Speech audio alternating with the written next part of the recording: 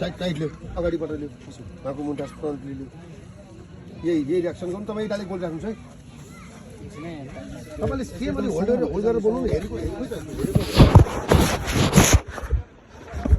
उहाँको लेभल मिल्दैन टाइमिङ मिल्दैन फलो गर्नु पऱ्यो तपाईँको डाइलेक्टलाई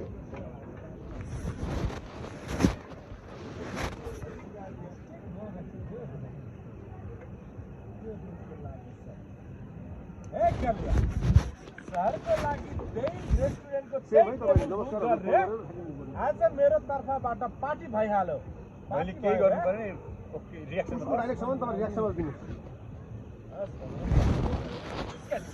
रियाक्सन धेरै दिनु मिलेन हेरेको त गर्छ नि त पछि तर दिइराख्नु कुन चिज कहाँ बेटर हुन्छ भनेर छानेर हाल्नु नि त्यही त नर्मल दिन त्यति धेरै चाहिएन तर रिस चाहियो तपाईँलाई रिस चाहियो किनभने तपाईँको टेबलमा त्यो देखिनु पर्यो अडियन्समा के सेकेन्ड भेट हो नि त तपाईँको तर टेबलमा धम्की दिएर आएको छ बम्बेरीले तपाईँ घरमा आयो किन आयो सर्ट हुनु नि तपाईँ के कामले आयो पहिलो भेट भएछ अनि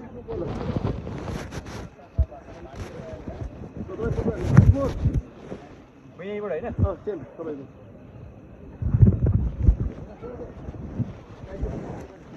अलि ब्याक बाबु बडीगार्ड ब्याक अलि ब्याक टाइसै भयो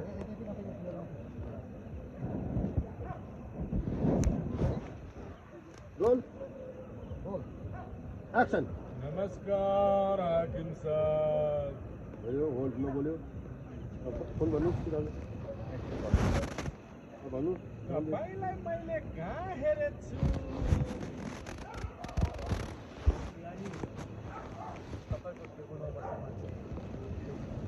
अरे बाप रे बाप तपाईँ सडक विभागको हाकिम हुनुहुँदो रहेछ यो दिन मिस्टेक भइहाल्यो सरी अब अरे बाफ रे बाफ भनेपछि म पनि उहाँतिर त्यो ठाउँमा होल्डर सिक्नु अरे बाफ रे बाफ तपाईँ त सडक विभागको हाकिम हुनुहुँदो रहेछ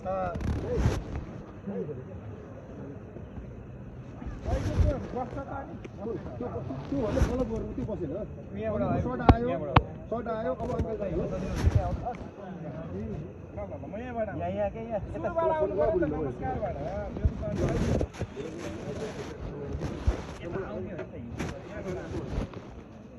तपाईँ सडक विभागको हाकिम हुनुहुँदो रहेछ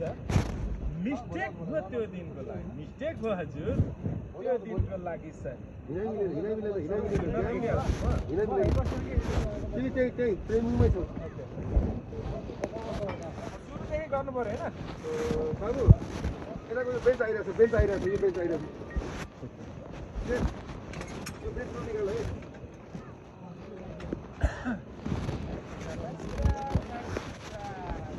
कालो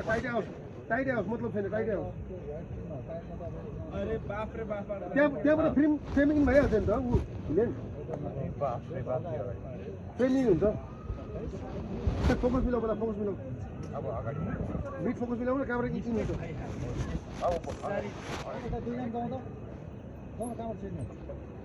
तपाईँ अब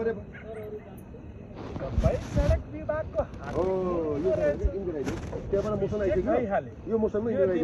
पर्दैन ऊ पर्दैन उसले बसौँ भन्छ बसेर फेरि ब्याक आउँछ ल रेडी ल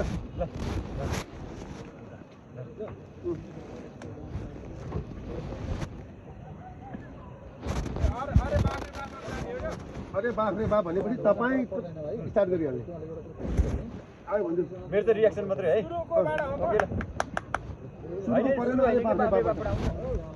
अरे बाप रे भनिसकेपछि दिनु पर्दैन हो यसरी आउनु न तपाईँ सल्लाहले दिनु पर्छ अरे बाप रे बाप तपाईँ सडक